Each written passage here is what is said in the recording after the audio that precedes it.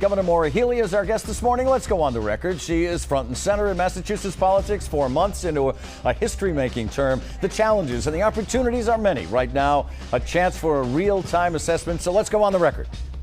From WCVB Channel 5, the inside word from Washington to Beacon Hill. Today's newsmakers are going on the record. Welcome to OTR, everyone. I'm Ed Harding, along with News Center 5's political reporter, Sharman Saketi. It's great to have you with us. As you can see this morning, Massachusetts Governor Maura Healey is joining us. Thank you for being with us, Governor. We're past your first 100 days in office, so we've stopped counting.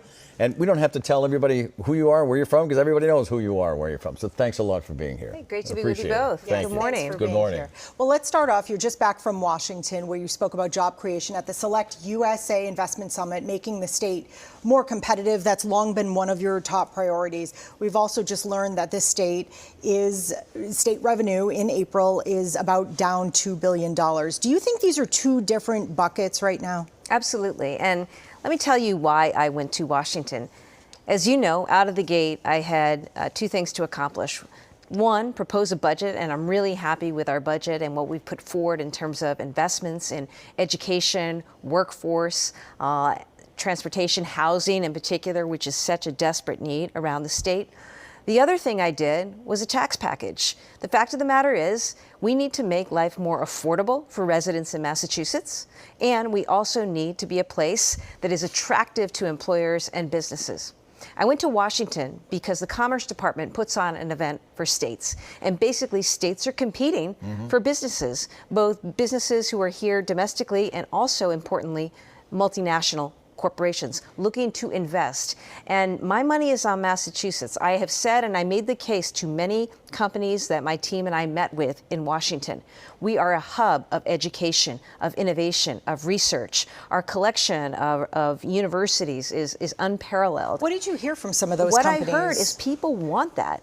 You know, if you're an investor and you're looking to lean into clean tech, robotics, AI, digital health, financial services, this is the place to come. Massachusetts, people know that, but we also have to not just rest on our laurels. We have to get after it. And that's why, you know, I am making a very intentional effort, and my economic development team is as well, to get out and make sure that we are attracting as many businesses to Massachusetts, because at the end of the day, this is about creating opportunities across the state. Look at what has happened with two of our major life science companies here, Moderna and Ultragenyx.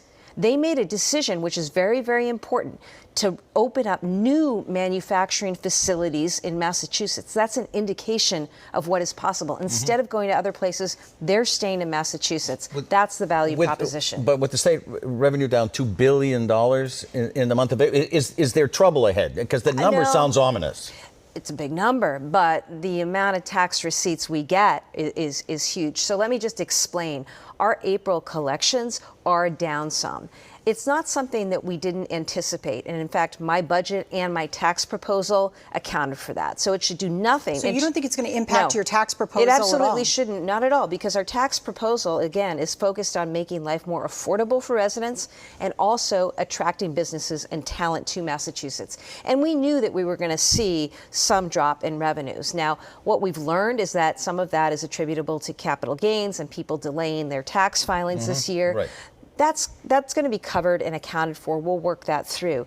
The important thing, though, to remember is that our fiscal condition is strong in this state. We have very low unemployment. We have a lot of surplus funds. Now, it's not to say we don't have a lot of work to do. It's why I've prioritized housing, new housing secretary, because too many people can't afford housing in this state. We need to create more housing. But in terms of cuts, do you envision any cuts? Some progressive groups are making noise about that. They may make noise, not going to happen. We have the money there to make the investments in our people. Again, education, job training, workforce development, that money is there. We need to continue to push with those strong investments, lean into. Remember, I'm proposing to triple our investment in our Clean Energy Center. Remember, this is an area where Massachusetts can really grow when it comes to climate and clean tech companies that want to innovate and grow here in our state. So we're going to continue with that budget, continue with our discussions with the legislature, and also, importantly, make life more affordable and make Massachusetts more competitive. The reason, and I want to be clear to my progressive friends, the reason I propose that tax package is because Massachusetts, while a wonderful place to live, we will remain a place that protects reproductive freedom, access to health care, maintains high education, cares about the environment.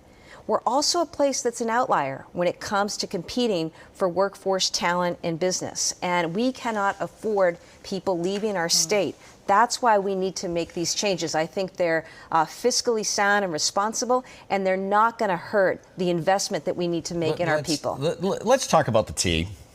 It seems to be a letter I that... thought you'd bring that up. Maybe to some governors it's not the favorite letter in the alphabet, but another safety issue popped up last week, a metal utility box falling on a rider at Harvard Station. Listen.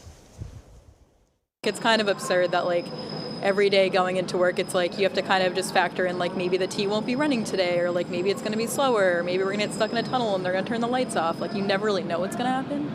Just to be clear, that wasn't the person who was hit, but there's video of the person getting hit. And the person wasn't seriously hurt. The boxes have now been removed. So you have a new T general manager, Phil Eng. He's on the job now. How involved are you in the process of, fixing this mess? Yeah. Well, the day that happened, Phil Eng drove over immediately to Harvard Square, was down in the tunnel, in the station, on the ground. I actually went over there myself and was speaking to him real time. And, I will tell you this, Ed, this is a problem that is long in the making. I cannot fix it overnight.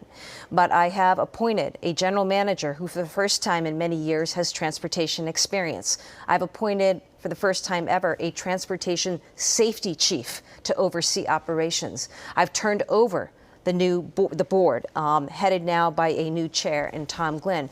We are making positive changes. I'm also very focused on workforce because I need to find 700, 800, 900 people. Still. When I came into office, Still. that was the workforce shortage. Still, but Do you we're know how working many on it. people have And sat fact, in that chair and said there are just under 1,000 people that 1,000 openings in the T that still haven't been filled? That's been a long period of time. Well, it's unacceptable. And if you want people out there to do the repairs, to make sure that the T is operating in safe condition, we need people for driving and operation. We need more bodies back on the job. And so I am very focused on that with new ways of targeting prospective employees. So we've got to do all these things. This may be the most impossible question to answer, but when do you hope to see real improvement? You were on the ground in real time, and you've seen these things in real time. When can you expect real improvement? I can tell you that my charge to the entire team is tell me what you need for resources, for personnel, for new ways of doing things, so that this public, including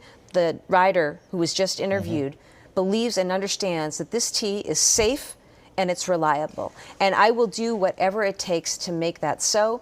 We've also tried to be more transparent and not hide the ball with the public about what's going on. Slow zones, they're the result of just a long time of not having needed repairs. We're on the job now. Phil is finding and innovating ways to address that in a more timely manner. I do have a question, just a follow-up question regarding what happened at the Harvard station. This is the same station where ceiling tiles fell, as Ed had mentioned.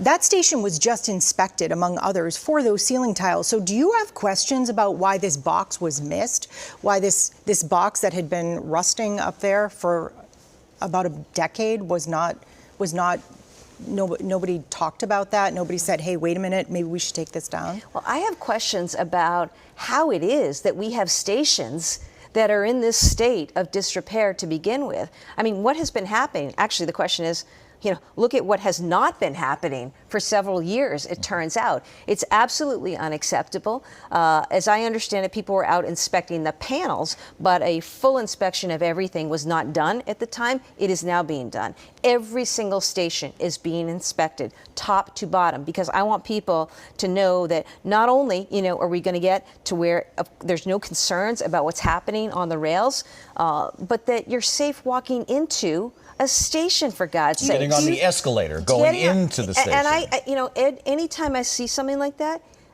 it's terribly upsetting. It should, and I understand it's very upsetting to the public. I want the public to know that this is a top priority for me.